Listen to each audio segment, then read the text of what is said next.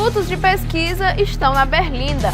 O primeiro turno da eleição de 2022 ficou marcado pelas diferenças entre as previsões dos institutos de pesquisa e os votos apurados. O assunto virou meme e piada nas redes sociais. A marcha da apuração mostrou que vitórias em primeiro turno não se confirmaram e mostrou também vitórias não confirmadas. Mostrou ainda a inversão de posição entre candidatos e candidatos que estariam fora da disputa, mas que venceram. Mesmo levando em consideração a margem de erro, Bolsonaro nunca apareceu nas pesquisas acima de 40% dos votos. Segundo os institutos, não teríamos segundo turno e Lula seria eleito presidente já no primeiro turno. A votação divergiu das pesquisas também nas eleições estaduais em 21 estados e no Distrito Federal.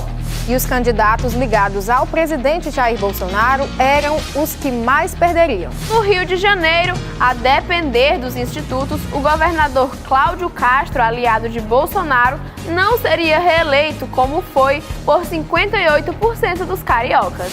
Em Minas Gerais, o governador reeleito Romeu Zema estava ameaçado de disputar o segundo turno com o candidato do Lula, Alexandre Calil.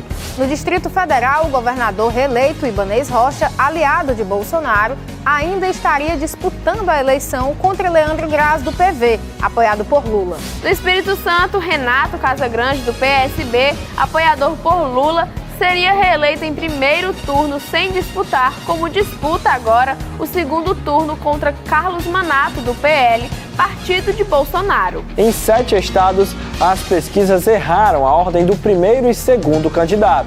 Em São Paulo, nenhuma pesquisa apontou Tarcísio de Freitas, do Republicanos, à frente. Tarcísio recebeu 42,32% dos votos, Fernando Haddad, do PT, 35,70% e o atual governador Rodrigo Garcia, do PSDB, com 18,4%. A pesquisa do Instituto Datafolha, divulgada na véspera da votação, mostrava o petista Haddad à frente, com 39% dos votos válidos. Surpresas também aconteceram no Nordeste. Na Bahia, durante o primeiro turno, as pesquisas indicavam a vitória de ACM Neto no primeiro turno e por muito pouco o petista Jerônimo não venceu a eleição ainda no primeiro turno. No Rio Grande do Sul, nenhuma pesquisa conseguiu prever a dificuldade enfrentada por Eduardo Leite, do PSDB, para estar no segundo turno. Os institutos indicavam Eduardo Leite sempre em primeiro lugar, na frente de Onyx Lorenzoni, ex-ministro de Bolsonaro. No fim da apuração, Lorenzoni terminou o primeiro turno com 11%. E Leite, por pouco, não perdeu para Edgar Preto, do PT, ficando fora do segundo turno. No Ceará, Eumano de Freitas, do PT, eleito em primeiro turno com 54% dos votos, disputaria o segundo turno com o capitão Wagner, do União Brasil, a depender dos institutos. Mesmo erro também se repetiu no Piauí. O governador eleito no primeiro turno, Rafael Fonteles, do PT, aparecia atrás ou tecnicamente empatado com Silvio Mendes, do União Brasil. Em muitos casos, o cenário projetado pelos institutos para o segundo turno não se confirmou.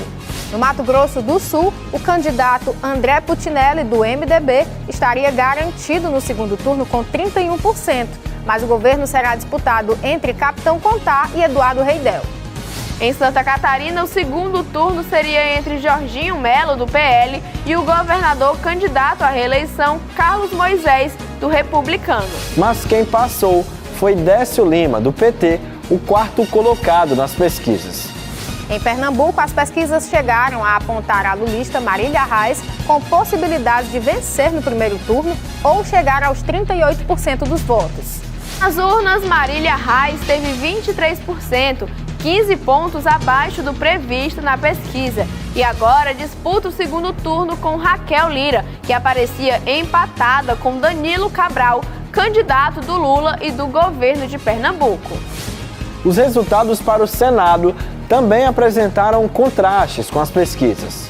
Em São Paulo, nenhum instituto previu a eleição do astronauta Marcos Pontes com 49% dos votos. O ministro do Bolsonaro apareceu sempre atrás ou tecnicamente empatado com Márcio França, do PSB, candidato de Lula e também de Geraldo Alckmin. No Rio Grande do Sul, todas as pesquisas apontavam Olívio Dutra, do PT, à frente de Hamilton Mourão, do Republicanos. Mourão, vice-presidente de Bolsonaro, venceu com 44% dos votos. No Paraná, nenhuma pesquisa apontou a vitória do juiz Sérgio Moro para o Senado. Então, as pesquisas eleitorais foram fake news? Na opinião do ministro Alexandre de Moraes, os resultados diferentes dos previstos pelos institutos de pesquisa não devem ser julgados pela Justiça Eleitoral. Devem ser esclarecidos pelos próprios institutos. Depois dos erros dos institutos de pesquisa no primeiro turno, foi apresentado na Câmara dos Deputados projetos de lei para criminalizar as pesquisas eleitorais fraudadas. O projeto prevê prisão de contratantes, donos e estatísticos dos institutos que errarem pesquisas além da margem de erro. Caso a lei seja aprovada, fraudadores de pesquisas eleitorais poderão pegar de 2 a 10 anos de prisão.